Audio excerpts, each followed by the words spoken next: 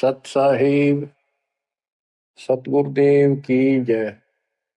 बंदी छोड़ कबीर साहिब जी की जय। बंदी छोड़ गरीबदास जी महाराज जी की जय। स्वामी राम देवानंद जी गुरु महाराज जी की जय हो।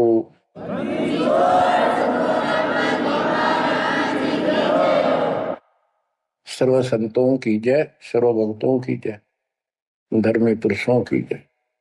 श्री काशी धाम की जय, श्री सुडानी धाम की जय, श्री क्रोथा धाम की जय, श्री बरवाड़ा धाम की जय। सत साहिब गरीब नमो नमो सत पुरुष को नमस्कार गो की नहीं। सुर नर मुनि जन साधु संतों सर्वस दीन। सतगुरु साहिब संत सब दंडोतम प्रणाम। आगे पीछे मत हुए तिनको जा कुर्बान। बच्चों, धन्य है आपके माता पिता जिससे जन्म हुआ। धन्य है आपके पिछले जन्मों की भक्ति और संयम। उसी के परिणाम स्वरूप आज आप परमात्मा की शरण में आए हो। लख वर्षूरा जूझ ही लख वर्षा मध्य लख वर्ती जहान में तो सतगुरु से मांगे। भावार्थ है कि आप इतने अच्छे धर्म कर्म वाले व्यक्ति रहे हो, लेकिन मोक्ष नहीं मिला। मोक्ष न मिलने का कारण परमात्मा पे अविश्वास रहा। जिस भी धर्म में जब जाति के अंदर हम जन्मे, हम उन्हीं क्रियाओं को उत्तम मानते रहे। परमात्मा के ज्ञान से प्रेरित होकर कुछ दिन भक्ति जरूर की, लेकिन एक से अनेक अधिक नहीं थे हम, फिर हम रह जाते थे। लेकिन ये परमात्मा हमारे पिता हैं कबीर साहब, हमारे सच्चे साक्षी हैं, हमारे एकमात्र हितैषी हैं इन काल के 21 ब्रह्मांड रूपी नरक में। बच्चों, कबीर साहब कहते हैं झूठे सुख को सुख है ये मान रहा मनमोद, ये सकल कभी ना काल का कुछ मुख में कुछ क्रोध। हम इस झूठे सुख को सुख मान रहे हैं। थोड़ा सा धन हो गया, कार कोठी होगी, बेटा बेटी होगी, और फिर सारा दिन बकवादों से अतिरिक्त कुछ नहीं सोचता। धन जोड़ लो, हेरा फेरी कर लो, और अधिक पैसा हो जाता है, राजनीति में आ जाऊं, यानी मई माँ की भूख बनी रहती है। और ये हमारे जन्म मरण का मुख्य कारण है। जैसे आप धर्मदास जी के प्रसंग में सुन रहे हो, कितनी तड़प थी, कितना धन था, लेकिन कुछ भी बन ले, राजा बन ले, महाराजा बन ले, सेठ बन ले, और चाहे गरीब निर्धन बन। अब निर्धन को तो वैसे संतुष्टि नहीं, वो चाहता धन चाहिए। धन है तो सुख है। जिसका संतान नहीं है वो चाहता संतान है तो सुख है। कोई सेठ धनवाला सोचता है कि मुझे कोई सुख नहीं। सुख तो इन राज्य महाराजों को होता है। राज्य महाराजों को सपने में भी सुख नहीं होता। बच्चों, यह बात जिस दिन आपके हृदय में बैठ जाएगी कि ये सुख है ही नहीं, रात को भी नींद नहीं आती इन राजाओं को, नेताओं। लेकिन कुछ दिन कमांड चलती है इनकी, इसी में फूले रहते हैं। फिर ये भी सोचते हैं कि स्वर्ग में सुख होगा। स्वर्ग के राजा इंद्र, वो भी महादुखी, 24 घंटे टेंशन रहती है। कोई तप करता है और तेरे इस राज ने छीन ना ले। स्वर्ग का राजा नीचे यज्ञ करके या तप करके बनता है, और उसमें एक शर्त होती है कि तेरे शासन के दौरान, तेरे शासन काल में यदि कोई पृथ्वी पे ऐसा तप कर लेगा जो खंड ना हो, कुछ समय निर्धारित है, और 100 अश्वमेध यज्ञ निर्बाध कर गया तो तेरी पदवी को छीन लिया जाएगा, उसको ये पद दिया जाएगा। तो बच्चों, उस राज को बनाए रखने के लिए इंद्र कभी हद भी पार कर देता है, अति कर देता है, इज्जत बेइज्जती का सवाल भी नहीं रहता। एक प्रसंग आता है, मार्कंडे गोसाई तपस्या कर रहे थे बंगाल की खाड़ी में। इंद्र को पता चला कि एक साधक मार्कंडे बहुत जबरदस्त तप कर रहा है और कुछ दिनों में उसका तप संपूर्ण होने वाला है और तेरी गद्दी जाएगी। उसने अपने देवता गुप्त रूप में गुप्तचर छोड़े होते हैं। इंद्र ने अपनी पत्नी भेजी उसका धर्म खंड करने के लिए। कति अंत हो जाता है आदमी जब अपनी पत्नी को परपुरुष के पास भेजता है, यह कति गिरावट की अंत आ जाता है। इतना जलील होना पड़ता है इस राज्य को बनाए रखने में, और वो भी हार जाती है। फिर इंद्र जाता है। ये लंबी कथा है, फिर कभी बताएंगे। मार्कंडे ऋषि इंद्र की पदवी को टारगेट करके तप नहीं कर रहा था। ये ऋषि क्या करते रहते हैं, ओम नाम का जाप करते हैं और तप करते हैं। तब तो इन्होंने ब्रह्मा जी से लिया। ब्रह्मा जी कमल के फूल पर बैठे थे।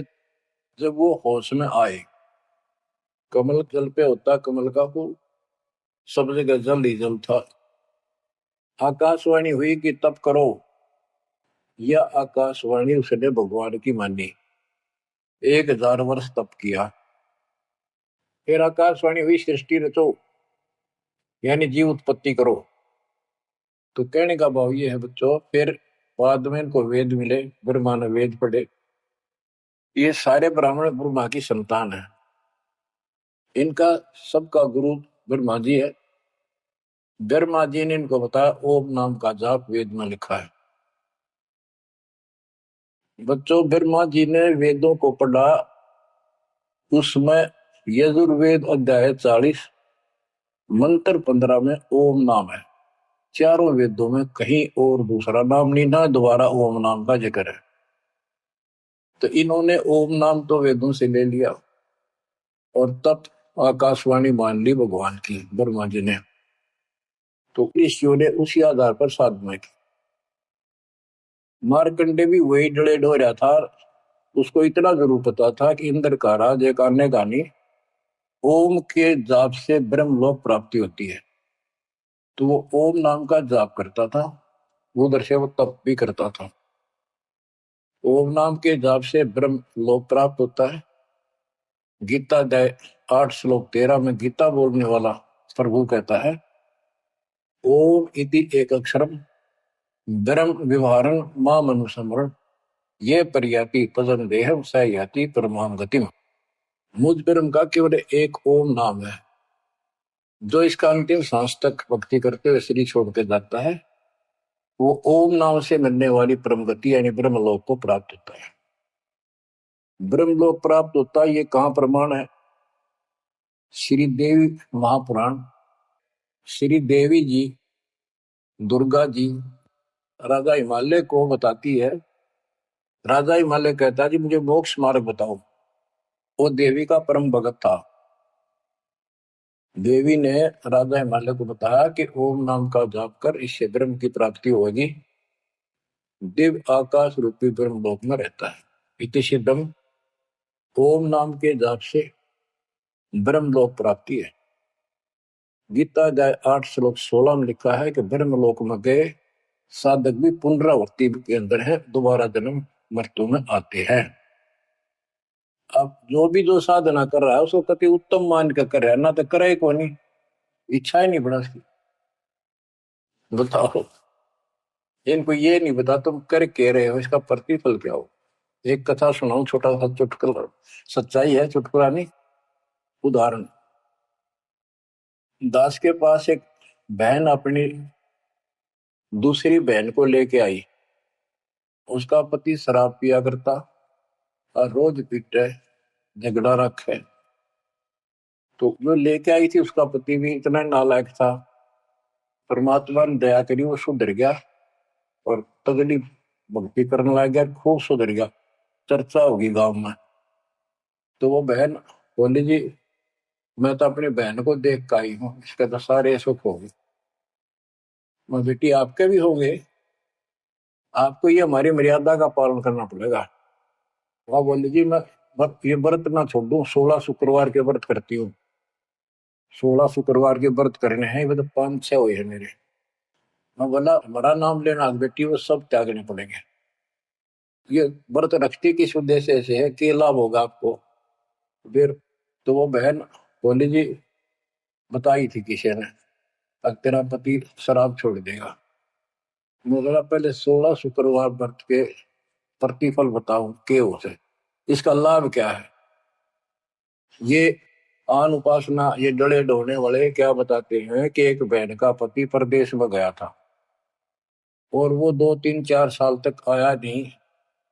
उसने किसी ज्योतिषियों से दिखाया, पतरे हाथ दिखाए, किसी ने बता दिया कि तेरा पति तुझे भूल चुका है, तेरी याद नहीं रही। माता संतोषी के व्रत रख 16, तेरा पति वापस आ जाएगा। उसने व्रत रखने शुरू किए शुक्रवार के 16वें दिन, 16वें व्रत वाले दिन वापस आ गया। ये है इसका फल। और मैं बोला तेरा पति रोज आवे रोज कूटे, गड्ढेगी तू इस बता के, फूकेगी इन बर्ता, बुद्धि कान रखेगी तुम्हारी। तंती रखना नहीं चाहिए, 2-4 दिन ना हो तो बढ़िया, पिटाई देना हुआ। कहने का भाव यह बच्चों, इन गुरुआ गांव बिगाड़े संतो गुरुआ गांव बिगाड़े, ऐसे कर्म जीव का लागिए ईव जड़े नहीं जाड़े। तो मार्कंडे ऋषि इंद्र से कहता है, इंद्र तू इंद्र की पदवी छोड़ दे, अगले जन्म में गधा बनेगा। इंद्र कहता जी फेर की फेर देखी जाएगी, तो मौज करने दो। बता हमारी बुद्धि यहाँ तक सेट हो चुकी है, फेर के देखी जाएगी, गधा बने पास तो कुमार देखेगा, कड़ में मारेगा लठ, 2.5 मिनट का धरेगा समान कमर पे। मार्कंडे ऋषि उसको कहता तू मेरे वाली साधना कर ले, तुझे ब्रह्म लोक पहुंचा दूंगा। बच्चों वो कहते हैं ना, बेड की लात गुडने तले तले, ये कहीं जा लो, इनका ये इतना ज्ञान है, इतनी इनकी अंतिम भक्ति है। अब प्रसंग चल रहा है धर्मदास जी का। ये जड़े धर्मदास जी ने खूब डो लिए थे, और जब आंख खुली, ओए होए होए, अब परमात्मा उनको छोड़कर चले गए। दोनों पति पत्नी देखते ही रह गए, आंखों में आंसू टपक रहे थे। ओझल हो गए भगवान जब गली से अंदर आए, राग खूब रोए अंदर बैठ के। ताकि पता नहीं आऊंगे कि ना आऊंगे ना, ये गांव नाम बताते, ये भी कमाल हो गया। परमात्मा कराते आए तो धर्मदास जी ने बोले खुशी मनाई, शरण पकड़ के बहुत कुछ प्रश्न उत्तर किए। आखिर में कहने लगे धर्मदास जी, हे प्रभु अवगत कला तुम्हारी, हम है कीट जीव वे बिचारी, सत्यलोक तुम वर्ण सुनावा, शोभा पुरुष अनसन सत भावा। हे परमात्मा आपने सतलोक बताया, आपने परमात्मा की शोभा बताई, मरने वाले हंसों का भी बड़ा गजब का सुख बताया। कैसे न देश राज व आही, चित इच्छा प्रभु देख ताई। कि वो कैसा देश है, कैसा लोक है, मेरा मन करता है उसने देखो। परमात्मा बोले धर्मदास ये निर्घनी काया, निर्घनी ये बेकार, इसमें डंगा भरा पड़ा, काम क्रोध लोभ विष्टा थूक ब्लड टट्टी पेशाब, इसमें कैसे दर्शन हो उस भगवान के। मैं जो बताता हूं तू ऐसे भक्ति शुरू कर दे, और जब शरीर छोड़ के जाएगा तो आपको परमात्मा के दर्शन हो जाएंगे। वहां सतलोक भी देखिए, वहां सारे अपने बहन भाइयों में खुशी करे ना। धर्मदास ये निर्गनिकाया, ये तन पुरुष दर्श के में पाया, इस तन में भगवान कैसे दिखेगा। तन ठीक का जब पूरा हो भाई, सतलोक तो देखो जाए। जब ये तेरा शरीर का समय पूरा हो जाएगा जीवन, फिर इसको छोड़ के सतलोक देख ली जाके। धर्मदास के चरण निहोरा, हे प्रभु दर्शा मिटाहो मोरा। शरण टेक प्रभु विनय तो ही, पुरुष दर्श बिन कल नहीं मोही। दोनों चरण पकड़ के धर्मदास ने बोला, ये भगवान एक में दिखाई दे, मेरी यह भगवान के दर्शन की प्यास मिटा दो, उसके दर्शन बिना मुझे एक पल भी चैन नहीं होगी। परमात्मा बोले, भाई मैं ही हूं प्रभु, सारी सृष्टि का मालिक मैं हूं, मैं आपका गुरु हूं। दीक्षा दी धर्मदास जी को मेरे, मैं आपका गुरु हूं, मैं आपका भगवान हूं, मैं सत्पुरुष हूं और मेरा ही नाम कबीर है। लेकिन उसके आवाज समझ में नहीं आई और बार बार यही कहने लगा, भगवान के दर्शन करा दे, भगवान के दर्शन करा दो, जब मेरी आत्मा मानेगी। बच्चों विचार करो, पहले हम किसी की भी भक्ति शुरू कर दी, राम की, कृष्ण की, शंकर भगवान की, विष्णु भगवान की, किसी की भी, और सब स्वर्ग बताया करते। कदे इस मन का एक अगला स्वर्ग दिखाओ, हमने जब मानूंगा। पर जब ठीक ठिकाना आता है, ये मन अड़ियल घोड़े की तरह अड़का खड़ा हो जाता है। तीसरे केवल बकवाद करवानी, अच्छे राह पर लगते समय सौ बाधा पैदा करता है। ये मन अड़ रहा था। गुप्त भय प्रभु अविगत ताता, धर्मदास मुख आवन बाता। जब इतनी जिद करी, परमात्मा अंतर ध्यान हो गया और धर्मदास वो खोले रह गया, ना हाँ करे ना बोले, या के बनी क्या कहने लगा, मैं मति हीन कोमती मोहि लागा, मोहि समकोल है जग में बागा, मैं मूर्ख प्रतीत न कीना, अस साहिब के मैं नहीं चीने। अब कौन विधि दर्शन पाऊं, दर्शन बिना मैं प्राण गवाऊं। चरणों दक बिन करुण अग्रासा, तदों शरीर कह धर्मदासा। अब क्या कहता है, मैं बड़ा निकम्मा, मैं दुष्ट आत्मा, मतिहीन, कितना मुंह ला लिया भगवान ने मेरे को, और देख मैं कितनी इज्जत कर गया, मेरे जैसा निर्भाग धरती पर नहीं। मैं मूर्ख, मैंने भगवान पर विश्वास नहीं किया, फिर वो बुरी तरह। इस मन की यह गंदी आदत है। अब कौन विधि दर्शन पाऊं, दर्शन बिना मैं प्राण गवाऊं। चरणों तक बिन करो न ग्रासा, जब लगूं के चरण धोकर नहीं पी लूंगा मैं, अन्न नहीं खाऊं। तो जो शरीर कह धर्मदास, नहीं तो मरूंगा। दिवस सात लग अन्न न खावा, भजन अखंड नाम लोला। जो नाम दिया था उसमें डट के भक्ति करता रहा, ना कुछ खाया ना पिया। सातवें दिन पर वो प्रगट दिखाए, धर्मदास पद गए उकलाए। सातवें दिन परमात्मा आए, धर्मदास ने पैर तरफते हुए पड़े पड़े ने पैर पकड़ लिए। दृढ़ श्वासा निपट अधीरा, पड़े चरणन में अक्षीण शरीरा। शरीर बहुत कमजोर हो गया था। धरती में पड़े पड़े न सर्क के वाले के चरण पकड़ लिए। कर गए साहेब तही उठावा, शीश हाथ दे अंक मिला। परमात्मा ने उसके अपने हाथ का सहारा देकर उसको खड़ा किया और फिर अपने सीने से लगाया। धर्मदास चरणोदक लीना, चरण पखार आचमन कीना। धर्मदास ने फिर उठ के जल लाया, परमात्मा के चरण धोकर पिए। परमात्मा बोले, हे धर्मदास, प्रसाद कुछ पाओ, कुछ खा लो। कर प्रसाद तो मुंह पे आओ, मेरे पास आओ फिर तो, और फिर मैं तुझे सारा ज्ञान बताऊंगा। तो धर्मदास ने जल्दी जल्दी कुछ खाया। उसका ये टेंशन थी कि चले ना जा। थोड़ा बहुत खाया, पानी पी के पटदे से आगे बैठ गया। धर्मदास का शरनाई, सुन प्रभु अगर अपार, 7 दिवस कहाँ रहे, कौन देश पगडार। तो परमात्मा से पूछने लगा, है भगवान आप कहाँ रहे, कैसे कैसे रहे, कहाँ गए। फिर उसी बात पर आकर गया, हे प्रभु चिंता गढ़ करो मोरा, पुरुष दर्श देव करूं निहोरा। मैं हाथ जोड़ू, आपके निहोरे निकालूं, मुझे भगवान के दर्शन दिखा दे। परमात्मा कहते हैं, धर्मदास ये हट का कर हो, मानो शब्द शीश पर धर हो। मैं तो कहूँ वो मान ले तू, हमरे गहे पुरुष पे जय है, बिना गहे वो हजार न पे। अब मेरे नाम को तो ठीक से जब मैं मिल गया, गुरु के बिना उस भगवान की प्राप्ति नहीं हो सकती। हमसो पुरुष ऐसा आही, जल तरंग जल अंतर नाही।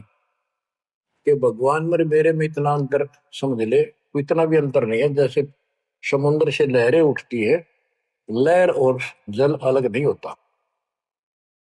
बच्चों, धर्मदास जी को खूब समझाने की चेष्टा की कि हमरी सूरत गहो चितलाई, तभी पुरुष पथ दर्शन पाई। मेरे को भगवान रूप समझो, तब मालिक की प्राप्ति होगी। से हृदय प्रतीत अस आने, गुरु और पुरुष भिन्न नहीं जाने। गुरु और परमात्मा को अलग नहीं समझा, तो शिष्य में ऐसी श्रद्धा होनी चाहिए। जब लो चित असरीति ने आवे, जब लग ऐसा भाव नहीं होगा, तब लग जीव लोक नहीं सतावे। धर्मदास चित बहु सकाने, चरण टेक वो विनती ठाने। सारा कुछ कह लिया भगवान ने, पर उसने अपनी बात को ऊपर रखा। परमात्मा भी चाहते थे कि मैं एक अपना आई विटनेस तैयार करूं। हे प्रभु, सत कहो तो पाही, तुम ते कुछ तुस्ताई नहीं। मोरे तुम पुरुष हो स्वामी, यम ते छुड़ाओ अंतर्यामी। हो प्रभु, वर्णव लोक की शोभा, ताते आदि मोर मन लोभा। आपने इतना सुंदर लोक बताया, वहां के इतने सुख बताए, तो इसलिए मैं देखना चाहता हूं। तब लीला बहुत हम देखा, आपके चमत्कार मैंने बहुत देख लिए। पुरुष दर्श बिन रह ये रेखा, भगवान के दर्शन नहीं कर लूंगा, इतना मेरे मन का दोष निकले नहीं। जो किंकर पर हो दयाला, तो छिन में होएगा पुरसाला। कि मेरे दिल का कांटा जब निकलेगा, जब आप यह दया कर दोगे। तब परमात्मा ने कहा, धर्मदास ठीक है, चलो। बच्चों, उस समय परमात्मा कबीर जी और धर्मदास अकेले, उसके एक बगीची सी थी, उसमें थे, दोनों ही जने थे। धर्मदास जी की आत्मा को लेके परमात्मा ऊपर चले गए। पीछे से लोगों ने देखा, घर वालों ने जाके देखा, धर्मदास आया नहीं, क्या हो गया। वो बेहोश पड़ा, जैसे कोमा में होता है, मरा नहीं। 3 दिन तक ऐसा रहा। मालिक को ऊपर लेके गया। धर्मनी जो ऐसो चितके ना, तन तद चल लोक प्रवीणा। छोड़ इस शरीर को, चल मेरे साथ। राखो तन गौर ले हंसा, ता पहुंचे जा काल ही संसा। क्षण एक में पहुंचे जाई, अवगत लीला लखे को पाए। शोभा लोक देख सुख माना, और उदित असंख्य शशि और भाना। इतना प्रकाश उस लोक का, जैसे असंख्य सूर्य और चांद उदय हो गए हो। परमात्मा कबीर जी जिंदा बाबा के रूप में थे। जब सतलोक में पहुंचे, और जब उस परमात्मा के महल के सामने सतलोक में संतरी खड़ा था, परमात्मा बोले, भाइयों, मृतलोक से एक हंस आए हैं, धर्मदास इनका नाम है, और इनको वह परमात्मा के दर्शन कराओ सतपुरुष के। द्वारपाल ने एक और भगत को बुलाया और कहा, इनको सतपुरुष के दर्शन करा के लाओ, महल में ले जाओ, दरबार में। जब वो लेके चला धर्मदास जी को, बहुत से भगत और आगे हंस हंसनी, यानी जैसे यहाँ भगत कहते हैं, वहां हंस कहते हैं, भगतमती कहते हैं, वहां हंसनी कहते हैं। हंस का अर्थ है, हंस एक पक्षी है जो बुगले जैसा होता है, कति सेम टू सेम। लेकिन उसका गुण ये होता है, वो मांस मच्छी नहीं खाता, भूखा मर जाएगा, केवल मोती खाता है। अर्थात संत भगत वो होता है जो सब बकवाद छोड़ दे, केवल राम नाम के मोती सेवा सुना दान करे, उनको हंस कहते हैं। तो काफी हंस इकट्ठे होकर आगे भगत और हंसनी भगतमती। बच्चों, जैसे दास बताता रहता है जो बच्चे स्कूल में सुख लेना चाहते हैं और वहां बकवादों में लगे रहते हैं वो सदा दुखी होते हैं। अपनी पढ़ाई पूरी करके बढ़िया नौकरी मिल जाए फिर नाचो गाओ, वहां सुख लो सारा। नाचने गाने का मतलब यहाँ पृथ्वी लोक पर रहना नहीं। भाव ये है कि जब आप सतलोक चले जाओ तो वहां मौज करियो सारी है। यहाँ का नाचना कित का गाना, एक पल में पता नहीं क्या हो जाए। तो जैसे सतलोक में दूसरे धर्म वाले कई कहते हैं, तो सतलोक की महिमा बताते हैं कि सतलोक में प्रकाश ही प्रकाश है, वहां और कुछ है ही नहीं। वो आत्मा उसमें ऐसे मिल जाती है जैसे बूंद समुद्र में। ये पूरा राधा स्वामी पंथ, सच्चा सौदा वाले, सरसाले, देव गुरुदेव वाले और भी सब इस यह रटला रहे, वहां कुछ नहीं है। और आंखों देखा धर्मदास क्या बताता है, वाणी पढ़ता हूँ, ये वैसे लिखी हुई है पुराने समय की, शुद्ध नहीं है इतनी, लेकिन अर्थ गजब का है इसका। कहते हैं, जित देखा जगमग झलका ही, देखत हर्षित भय ही है भाई। धर्मदास ने जहां देखा इतनी सुंदरता प्रकाश में गजब का नूर चमक, देख देख खुश हो रहा है। द्वारपाल हंस जो रहिया, ता में एक हंस से कहिया, ए हंस तुम जाओ लिवाई, पुरुष दर्श दे आनो भाई। इसको धर्मदास को ले जाओ, परमात्मा के दर्शन करा के वापस यहीं ले आना। चले लिवाए पुरुष पे जहां, अचानक हंस वो आए तब ही। वहां बहुत से अचानक और हंस आगे वक्त। करत कोलाहल मंगल चारा, शोभा अद्भुत अंग अपारा। ओहो, उनके जो वहां पर भगत आए और भगतनी आई, इतने गजब के सुंदर शरीर देखते ही बने। उनके गले में रत्नों की माला और जगमग दे, बहुत गजब का, बहुत सुंदर कपड़े पहन रखे, अमर चीर शोभा धर्माए। अनसन भाल शोभा के वर्णों, धर्मदास कहता है कि उन हंसों के माथे की शोभा क्या बताऊं, बहुत गजब की। रवि करता रो षोडश चंद्र भाल छिवी लहू, यानी 16 चंद्रमा का प्रकाश हो उनके माथे की, इतनी चमक थी, इतना नूर था। हंस कांति प्रतिरोम प्रकाशा, हीरा मणि उदित रोमासा। उनके शरीर की इतनी गजब की शोभा थी, प्रत्येक की रोम रोम की जैसे हीरा मोती चमक रहे हो। उनके शरीर का प्रकाश षोडश रवि, अनसन छवि मोहा, देह प्राण शुभ अमृत शोभा। उनके शरीर की शोभा 16 सूर्यों के प्रकाश जितनी थी।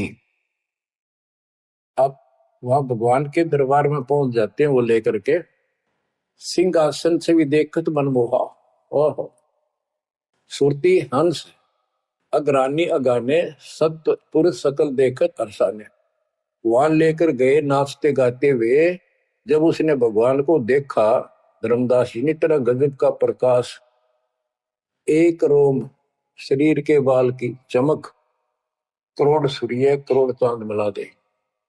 एक रोम रवि शशि कोटि सा, एक रोम की शोभा करोड़ सूर्य और चंद्रमा जैसी। पुरुष प्रकाश सतलोक अंजोरा, ताने पहुंचे निरंजन चोरा। के उस सतलोक का इतना सुंदर प्रकाश है, वहां ऐसी व्यवस्था है कि वहां ये काल निरंजन, ये चोर नहीं जा सकता, यानी इसका वहां भय नहीं है। अब सुनो, 4-5 पंक्तियों में कमाल कर दिया। पुरुष कबीर देखा एक भाई, धर्मदास पुन रहे लज्जाई। वहां पर परमात्मा तो सतलोक का मालिक, असंग ब्रह्मांड के तकत पर सिंहासन पर विराजमान था, वो वही सूरत थी उनके साथ धरती से नीचे से आया था। ओहो, देखो ये तो लिखा कबीर सागर में, ये वो सुना रहा हूं। और वास्तविकता आपको बताई कि परमात्मा स्वयं उसको साथ लेकर गए और वो चौर करने लगे उसके ऊपर। हमने इसका रस निकालना, सारा रस निकालना है। कबीर सागर का बहुत अड़ंगा कर रखा है इन्होंने, फिर भी हमने निष्कर्ष देखना है। जब धर्मदास जी ने देखा कि ये कबीर इनका सेवक है और ये है भगवान, उसमें रूप दो थे। जब परमात्मा खड़े हुए और जिंदा बाबा वाला रूप उस तख्त पर विराजमान हुआ, बच्चों जिसको धर्मदास भगवान मान रहा था वो खड़े हुए सतपुरुष और परमात्मा जिंदा बाबा वाले वेश सिंहासन पर विराजमान थे, और वो चवर लेकर खुद परमात्मा उस कबीर जिंदा बाबा पर करने लगे। धर्मदास का आश्चर्य का ठिकाना नहीं कि अभी भगवान यो है कि ये है। इतने में वो जिंदा बाबा में समा गए जिसको वो सतपुरुष दिखाई दे रहे थे, और वो शोभा जो कि तू जिंदा बाबा वाले शरीर की होगी। अब कहते पुरुष कबीर देखा एक भाई, धर्मदास बहुत ही लज्जाई, वह मुझे प्रतीत नहीं आई, हे परमात्मा कैसी कुमुख हिम्मत छाई। धर्मदास कहता हुआ मुझे विश्वास नहीं हुआ, ये महाराज कह रहे थे भगवान मैं परमात्मा हूँ, मैं सारी सृष्टि का रचने वाला हूँ, मेरा नाम कबीर है, असंग ब्रह्मांड का स्वामी हूँ। अब धर्मदास जी कहते हैं भगवान कबीर पुरुष एक यहाँ छिपाए, सत्य पुरुष जगदास का है, धाये चरण गो अति सकुचाई, हे प्रभु हम परिचय तब पाई। हे परमात्मा अब आपको मैंने पहचान लिया, ये शोभा कस वहां छिपाओ और कस नहीं जग में प्रगट दिखावा। आपने ये शोभा वहां क्यों छुपा रखी है, वहां क्यों नहीं दिखाते, इसलिए लाखों ये अपनी असलियत को, आपके वास्तविक शरीर की शोभा को। परमात्मा बोले धर्मनी जो वही छवि जग जाऊं तो ही है विकल्प निरंजन राव, यदि मैं इस शोभा युक्त नीचे जाऊं तो काल निरंजन पागल हो जाए। और मैंने उसको वचन दे रखा है कि मैं अपना ज्ञान समझा के जीव को लाऊंगा। और वैसे बच्चों परमात्मा आज हमने ले जा, हम टिक नहीं सकते वहां पर, भूल जाओ इन बातों, ये तो कहने की बातें हैं। उदाहरण देता हूँ, कबीर साहब कहते हैं हम मोहम्मद को वहां ले गए, इच्छा रूपी सतलोक घिरे हो, उल्ट मोहम्मद महल उठाया, दूध धीरे एक कलमा था। यानी हम हजरत मोहम्मद जी को ऊपर लेकर गए थे कि ये समझ गया तो इन सब ने जो इसने लाखों तैयार कर रखे सबको बता देगा। लेकिन नीचे पर भूता घनी हो गई थी, संगत उबत खूब हो गई थी इसकी, और उसके ऊपर पर भूता पाके भूल गया भगवान को, नहीं इच्छा हुई तो वापस छोड़ दी। उस दिन पाछे आप भी मर गया और वहां पर भूता भी रहेगी। काल का इतना अजब गजब जाल है बच्चों। तो धर्मदास जी से बोले कि आप नीचे जाओ, धर्मदास जी बोले भगवान ये वहां ना बेचो, यही रख लो मेरे दाता, और इस नरक में मत बेचो। अब मैं नहीं जाऊं दाता वहां पर। परमात्मा बोले भी ऐसे नहीं बात सुनेगी, वहां तुम जा चिंता ना कर, मैं तेरे साथ रहूंगा और सत भक्ति दूंगा, उससे आपकी भक्ति गजब की बन जाएगी और भक्ति युक्त होकर यहाँ आएगा, वैसे यहाँ ठिकाना नहीं मिलेगा तेरे। और दूसरी बात है कि तूने सब कुछ देखा है, नीचे औरों को बता, तेरे भाई बहनों को विश्वास होगा।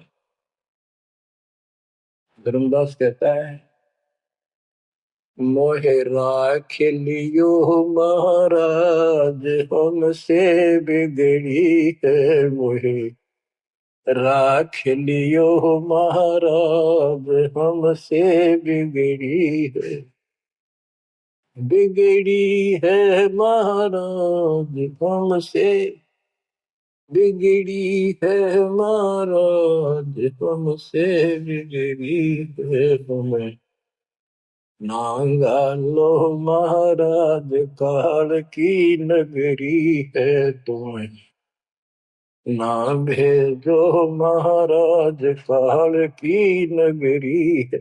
रोबरी तरह जैसे किसी ने आग में धकाया करे जबरदस्ती मर तो राख लो महाराज, हम गंदे इंसान से। अब पता चला उन सारे भक्तों ने बताया तुमने ऐसी गलती करी थी भाई, इसलिए दुख पा रही कि हमने खुद बिगाड़ी अपनी किस्मत। तुम रख लो दाता, ना वे जो मेरे मालिक पैर पकड़े रोवे। परमात्मा बोले भाई ऐसा ना कर, वापस चल और वहां पर मैं तेरे साथ रहूंगा, भक्ति कर, कोई दिक्कत नहीं आने दूंगा मैं तेरे को, चिंता ना करी, तेरे पीछे पीछे न फिरूंगा मैं। और ये सारे ठाठ मैंने दे रखे थे तेरे को वहां पर, ना काल तो तेरा कचू मन निकाल दे 1 मिनट में। धर्मदास को फिर हौसला हुआ और तीसरे दिन शरीर में वापस आया। आसपास सारे रिश्तेदार भी आ गए 3 दिन में। सारा गांव क्यों सेठ था, पैसे वाला था, लोग सुगरदे बैठे, ना मरता ना जिंदा, इसका क्या हाल हो गया। परमात्मा ने बताया मैं काशी में हूं, एक दुल्हे का काम करता हूं, मेरा नाम कबीर है, मेरा गुरु रामानंद जी है, स्वामी रामानंद, जो वहां के प्रसिद्ध संत हुआ करते थे।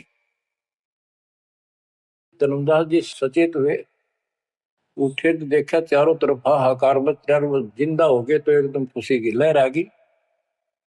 आमने भी रोए तो वो कहने लगा क्या हो गया तुमको। तो बोले आप तो मर गए थे, ना मरो थे ना जियो थे, अचेत पड़े थे, बेहोश थे, हमको टेंशन हो गई थी कि मरेंगे। तब उसको विश्वास हुआ, नहीं तो स्वप्न मानना वो, ये मन इतना दुष्ट है, इतना उल्टा चल रहा है, जब ठीक ठिकाने की तरफ चलता है जीव, परमात्मा कसर नहीं छोड़ते, ये उसका बाप है। तो तब धर्मदास को विश्वास हुआ, रे तेरे की सचमुच में तो सचखंड गया, सतलोक गया था। फिर उनको बताने लग गया सारी, मैं वहां गया था, सतंदा बाबा भगवान है, खुद है, सारी सृष्टि के रचने वाले हैं, ब्रह्मा विष्णु महेश, तब उनके सामने कुछ भी नहीं है। तो रिश्तेदार आए थे तो चले गए, पागल हो गया, बांटन दे, जिंदा हो गया, शुक्र है। लेकिन जिसका लागे वो तंग। धर्मदास काशी पहुंचे और देखे एक दुल्हे के रूप में बैठे, वो इस सूरत क्यों की तू, चरणों में पड़ गए।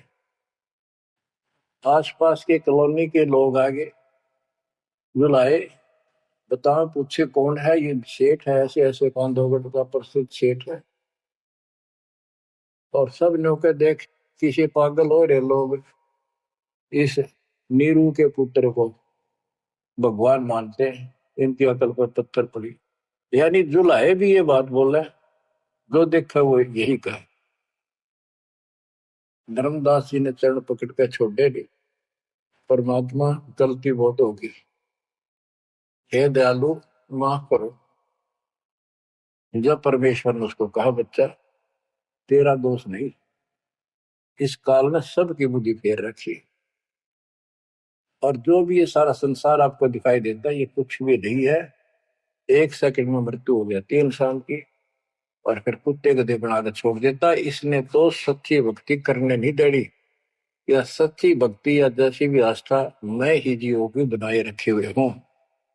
उस टाइम तो धर्मदास जी सारी मान्य था, वो बात ही नहीं रही। अब परमात्मा बोले धर्मदास आप अपने घर जाओ, और बच्चा मैं वही आऊंगा तुम्हारे पास। धर्मदास बोला जी आइयो, मेरा बेटे ने भी समझाइयो, और आमनी ने भी सतनाम दिया, बेटा भाई मैं आऊंगा पक्का। धर्मदास से ले गए परमात्मा वहां, आमनी को नाम दिया।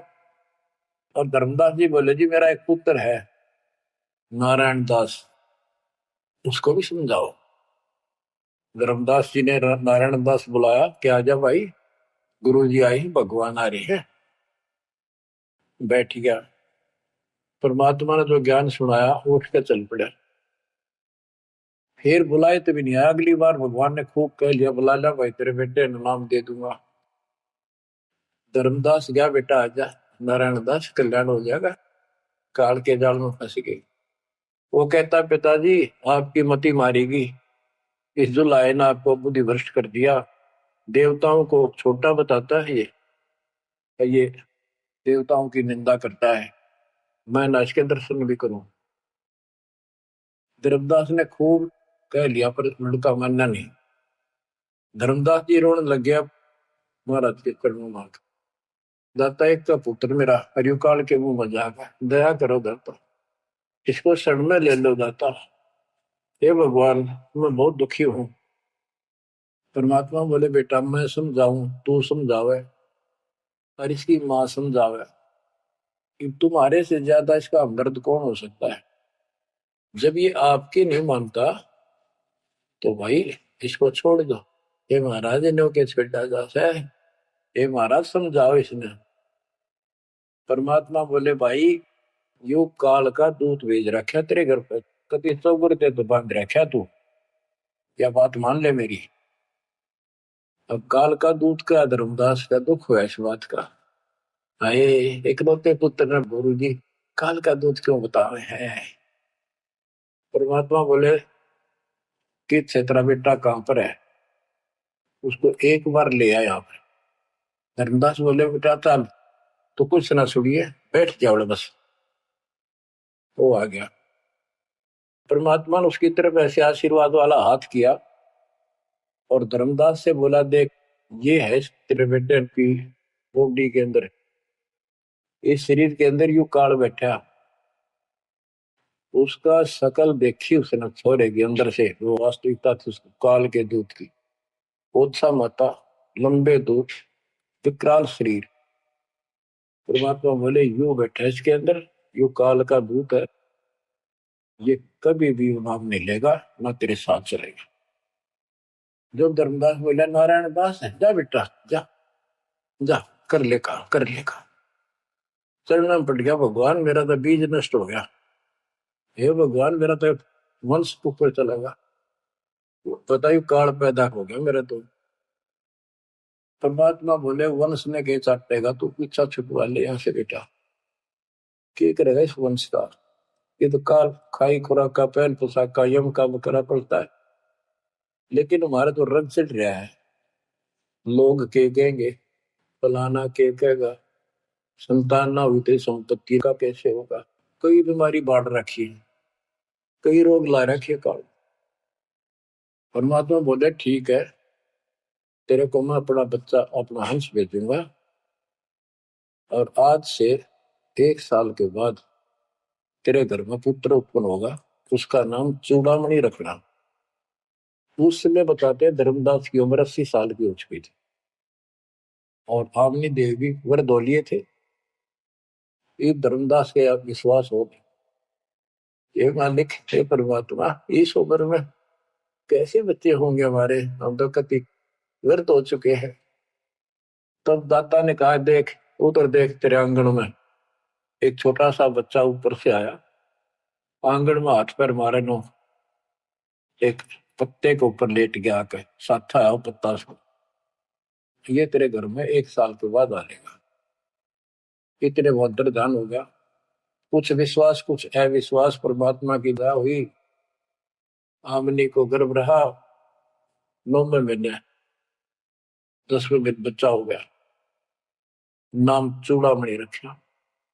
पर तू कुल की चिंता करता था, तेरा 42 पीढ़ी तक तेरा वंश चलेगा, चिंता ना कर। जब उसका दिल डटा, बच्चों गजब की बात है, तो मैं धीरे धीरे इसको पूरी सुन ले हुए कथा को, आपके बहुत से अंधेरे हट जाएंगे। अब परमात्मा ने चूड़ामणि शाना हुआ, उसको दीक्षा दी, उसी को धर्मदास जी को भी गुरु पद दे दिया था। पर बोला तो किसी ने मंत्र ला दिया, सारा सार नाम तक दे दिया उसको, और कसम खवा दी कि ये नाम किसी को नहीं बताएगा। जब धर्मदास डिगमग देखे तो उसके लड़के को गुरु पद दे दिया चूड़ामणि, केवल 5 नाम, ये 7 में से 5 बीच बीच के दिए, और बेटा इसी को तू आगे देता रहना, तेरे गुरु पद दे दिया। परमात्मा की कोशिश थी ये मंत्र करते रहेंगे, इनको मनुष्य जीवन मिलते रहेंगे, भगवान की आस्था इनमें बनी रहेगी, कुछ लाभ होते रहेंगे, और इस बिजली पीढ़ी तक जाना था उनको। लेकिन धर्मदास को बता दिया था कि काल मेरे नाम से 12 पंथ चलाएगा, जो सारे गलत साधना करवाएगा, और तेरे वंशज तेरे परिवार वाले 6ठी पीढ़ी में जाके ये असली नाम भी छोड़ देंगे। एक टकसारी पंथ होगा, उसकी साधना शुरू कर देंगे, तो एक आने की नहीं होगी। जो इब सारे धर्मदास वाले दामा खेड़ा वाली गद्दी में वो टकसारी वाले की साधना चल रही है। वो 5 नाम भी गए। फिर धर्मदास रोने लग गया, हे मालिक इनका उद्धार कैसे होगा। और माता बोले मैंने कुल दिया तेरा 42 वंश तेरे, उद्धार उसका होगा जो मैं भेजूंगा एक संत भगत अपना दास, उसे तेरे पीढ़ी वाले नाम लेंगे या सारा संसार लेगा, सबकी मुक्ति हो जाएगी। बच्चों, परमात्मा की असीम रजा है, आप ये सत्यनारायण कथा सुन रहे हो और सुनते रहो। मुश्किल से ये अमर कथा मिली है सुनने को। मालिक आपको मोक्ष दे, सदा सुखी रखे। सत साई।